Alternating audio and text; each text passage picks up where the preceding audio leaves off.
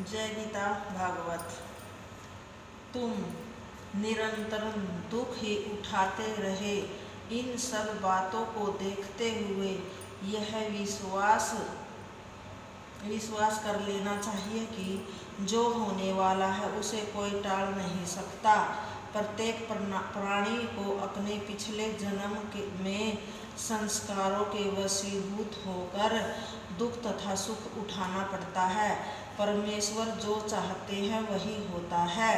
अतः बुद्धिमान तथा ज्ञानी व्यक्ति वही है जो सुख दुख को बराबर मान इसे ईश्वरीय इच्छा समझकर अपने मन में संतोष धारण करता है तथा सदैव प्रसन्न बना रहता है। जो लोग थोड़े ही दुख में दुखी होकर रो पड़ते हैं वे भी अंत में नारायण की ऐसी इच्छा थी यह समझ कर संतोष धारण करते हैं। परंतु ऐसे व्यक्ति को महामूर्ख समझना चाहिए। मनुष्य के द्वारा चिंता तथा परिश्रम करने से कुछ नहीं होता वही है जिसे होनहार कहते हैं।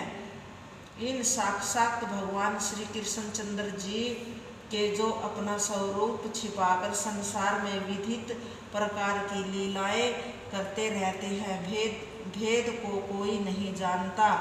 जो त्रिलोकीनाथ अर्जुन को अपना भगत जानकर उसके रथ के सारथी बने उनकी महिमा तथा प्रशंसा का वर्णन मैं कहाँ तक करूं।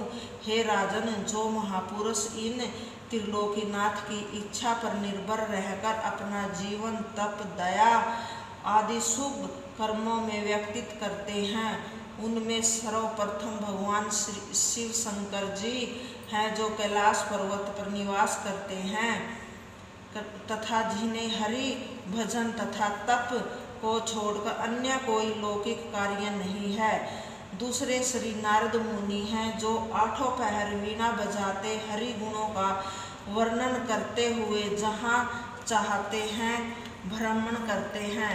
ज्योति स्वरूप परब्रह्मा के ध्यान के अतिरिक्त उन्हें भी कोई दूसरा काम नहीं है। तीसरा व्यक्ति मुनि कपिल देव जी है जो गंगा सागर के संगम पर अकेले बैठे हुए परम ब्रह्मा प्रभु का जप एवं ध्यान किया करते हैं। चौथे श्री सुखदेव जी हैं जो संसारिक मोह मायाजाल से पृथक रहकर आठों पहर भगवान की यश कथा का वर्णन किया करते हैं। पांचवा है राजा बलि, जिन्होंने जब यह देखा कि भगवान श्याम सुंदर की इच्छा मुझे राज सिंहासन पर न रहने देने की है, तब उन्होंने अपना संपूर्ण राज्य श्री भगवान के वामन अवतार को समर्पित कर दिया।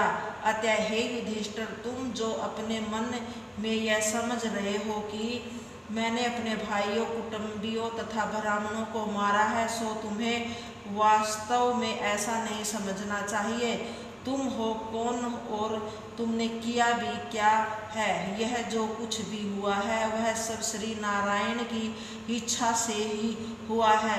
उन्होंने जब जो चाहा वही किया और भविष्य में भी जब जो चाहेंगे वही करेंगे। इसलिए हे युधिष्ठिर, तुम अपने मन से इस चिंता को निकाल दो तथा जो कुछ हुआ है उसे नारायण की इच्छा समझो।